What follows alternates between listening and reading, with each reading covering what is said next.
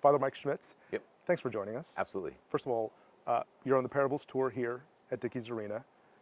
Why Dallas-Fort Worth?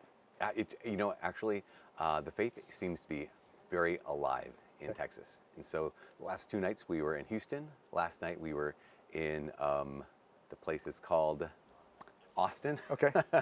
It's been a long trip. It's been a long trip. And just it seems like we could go anywhere in Texas because it seems like just people are not only hungry for the good news, but also like primed for it. They also like feed on this goodness. And so Texas has been an incredible place. I'm from Minnesota, but we have so much support always coming north from right here. How do you go from like youth chaplain Yeah. to now filling up Dickies Arena? Like, how does that even register? Right. Well, where I live is at the University of Minnesota Duluth. So I'm a college chaplain. I'm the director of youth ministry for our diocese as well. And so where home is doing the basic, your ordinary ministry that a priest might be asked to do. So that's home. This is one of those excursions. How do we get to this place? Is from some online work. So since 2007, I've been some online work. Some online work. A lot of online work. I think we have 5 podcasts going on right now. Yeah. I started a homily or Sunday sermon podcast in 2007, and then in 2015 there was a YouTube channel and podcast, and then 2021 was Bible in a Year podcast. 23 was Catechism in a Year podcast, and now we just have a new one called where it's about people who are living out their faith in every different kind of way of life and walk of life. So how do you live out your faith when you're managing a hotel? How do you live out your faith when you're in prison? And so it's pretty remarkable. Why was Bible in a Year so successful? That's a good question. I think, timing was big. It was just on the heels of COVID, right in the midst of COVID, really, in 2021. And then I'd say there's 3 other reasons. One is because a lot of people have that as an idea. I want to read the Bible somehow. I want to get through the whole thing. Maybe I'm a Christian, maybe I'm not a Christian, but I want to know what's in this book. But they lack 3 things. One is ease. So we recorded it, and all you have to do every morning is press play. Yeah. So made it easy, just press play. Number 2, they get lost in the sense of, I don't know, I lose the story. So we had this Great Adventure Bible reading plan where you can read or listen the whole year, and you never lose the narrative thread. Sometimes you hit Leviticus, you're like, I don't know what this means. And so there's a map where you never lose the story. And the third part is having a guide. So what I have done with that podcast is I read the scripture and then give some kind of commentary of just like, here's what you just heard. And some days it's really important because some days it's just names. Like, this person and this person and this person. Like, okay, what was I supposed to get from that? To have some kind of guide is really helpful. And that commentary is very helpful. Well, yeah, thank you.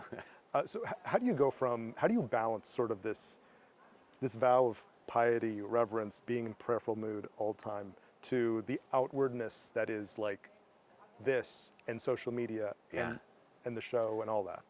One of the things that I try to do at least is I try to rarely post something that's not going to be helpful for someone. So a lot of times people say, hey, would you weigh in on X, Y, or Z? Like, I don't know. If I just think it's going to add to the noise and not actually add light or like good heat, to the discussion, then I don't think it's worth it. And so trying to be checked in that way on a regular basis of, okay, is this helpful to anyone, or is this just a cry for relevance? Sometimes that can be a thing for people who are online. And I want to avoid that. Also, there's some really good people near me who, speak truth. That's that sense of like, hey, that was dumb. Don't do that. So that's been helpful. When you say noise,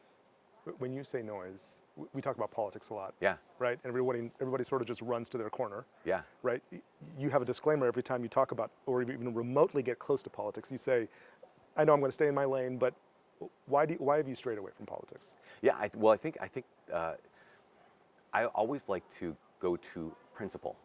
So here's a biblical principle. Here is a church principle, like in that sense of, here's what we know. Like, for example, I would say a principle is the dignity of all human beings. Like, every life has dignity. That I believe a principle that I operate out of is that every human being is made in God's image and likeness. And that's the principle. Politics is policy. And so hopefully if we have the same principle, we might disagree on policy. That's fine. We can argue about the best way to live out the principle. Yeah. But there's people who are experts in those policy areas that I'm not. but I can do my best to be an expert in principle. And so I think principles can unite us. And if we're united in our principles, then we can disagree on policy and still be friends, still be family. You use the word hope a lot. Yeah. Why? I think we are living in a crisis of meaninglessness, purposelessness, and hopelessness. I think a lot of times I work with every age from middle school, high school, college, and post-college. And in that age group, there's a lot of distraction and a lot of numbing oneself. I think the main reason is because I fear that there isn't a reason why I'm alive.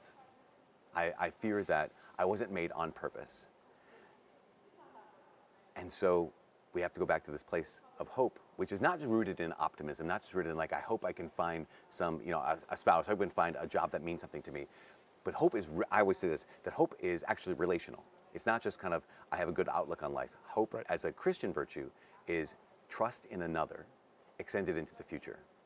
I have so many students who wrestle with anxiety. Sure. And anxiety, I think at its root is, I fear the future. I fear that I won't have enough strength to face whatever's coming down my way. Hope is, no, I trust in God, not just now, but in the future. Last question. We keep talking about living in a broken world. They were saying that 10 years ago, 20 years ago. They've been saying that 100 years ago. Yeah. Is it more broken now, you think? I don't think so. I don't think it's a more broken world. I think that we experience the brokenness in different ways. For example, our society had more cohesion in another age. That age might be 50 years ago or whatever it is. And so that cohesion helped that particular area of loneliness. I mean, think about how our students. What are you supposed to do when you graduate high school? You're supposed to leave everyone who's ever loved you, everyone you've ever known, everyone who's ever cared about you. Go to a place where no one knows you, no one cares about you, no one loves you, and try to make a way. Like try to create a life on your own, and realize that is so unique and new. Like for all of human history, that's never been the invitation. It's okay. You know who you are because of this family group, because of this clan, because of this tribe, because of this people, this neighborhood.